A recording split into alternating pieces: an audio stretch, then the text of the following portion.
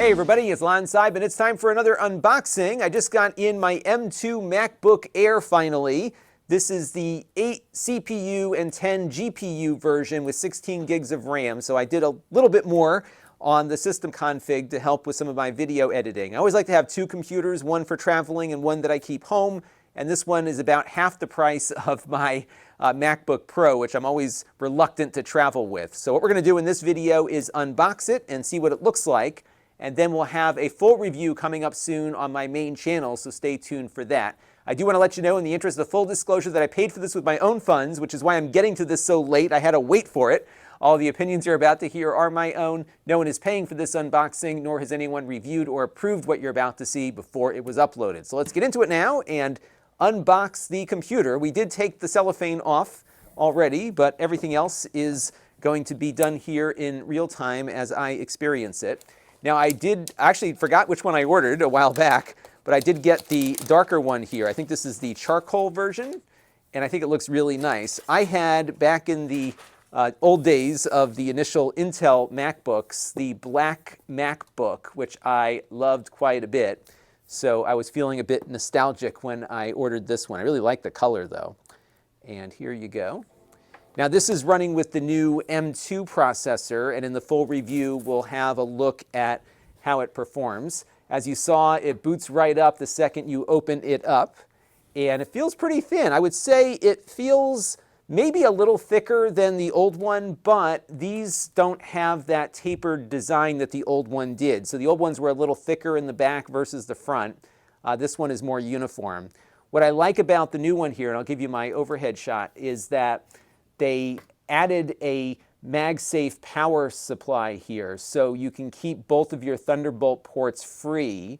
So on the old one, you had to, if you wanted to plug it in, you had to use one of the Thunderbolt slots for the power. So now you've got the ability to plug in the power separately, but of course you can still use these for power. On the other side here, we just have a headphone jack, but it's good to see that the headphone jack remains on here. The keyboard, I'll get started here on the keyboard. Keyboard feels very nice. It feels very similar to the new MacBook Pro keyboard. The travel might not be quite as deep on it, but it feels, well now it's speaking to me here, it feels better than the prior version MacBook Air. So that's nice. It doesn't feel as spongy, it feels clickier, if that makes sense. So it does feel pretty good. And the layout, as I'll show you on my MacBook Pro here, is very similar. So the keys do feel very much the same. The display, just on first impression here, looks really nice, a major improvement over the old one. You do, though, pick up the notch here, so you do have to get used to that. I have pretty much, I almost don't see it anymore on my MacBook Pro, but I think for those who are not accustomed to having a big notch out of the front of their computer, that might take some getting used to. This unit is fanless, so we'll see how well it does under consistent load. I've been reading that this one might throttle a little bit more than the old one did, so we'll have to see how it does on some of the 3D Mark stress tests and whatnot. But overall, I'm very pleased with the look and feel of this. It doesn't feel all that heavy. It feels much lighter than my MacBook Pro does, and I'm very eager to dive into this thing and start playing around with it. Let's see what else we get in the box here, though, because there is more to take out. And we'll switch back to my overhead view. This is the MagSafe power connector. And like my MacBook Pro, it has a nylon covering on it, so it feels more fabric-like. It's less likely to get tangled up. So that is nice. This is the magnetic connector here. As you can see, its color matches the color of the computer. So that's pretty cool. And of course, you can buy these separately for a lot of money. And inside also, we have the tiny little power supply here. And this has actually two USB Type-C power outputs on it. This is only, though, 35 watts, which means that you will get the full performance out of the computer, but there might be times when it's running at full load, it may not get much of a charge.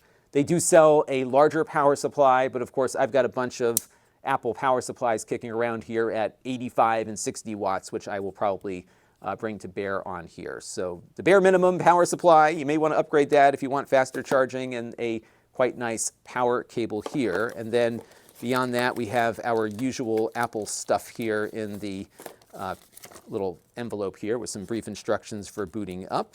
Hopefully I get my stickers, because that's something we always expect out of these Apple packages.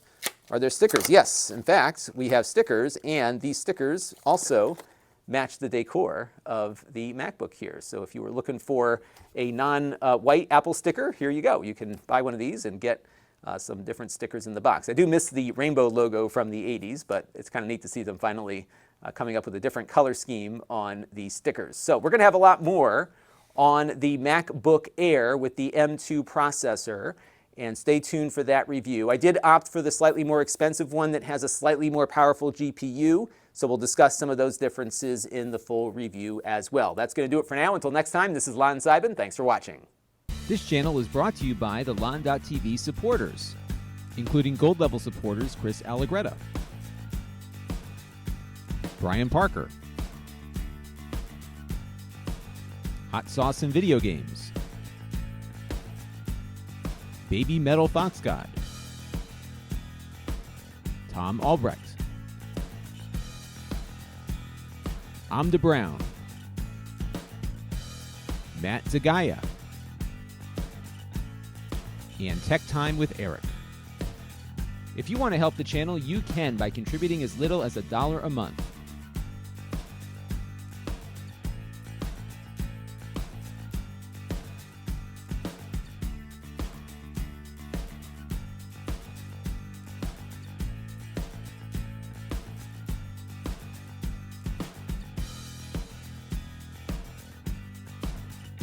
Head over to lon.tv/support to learn more.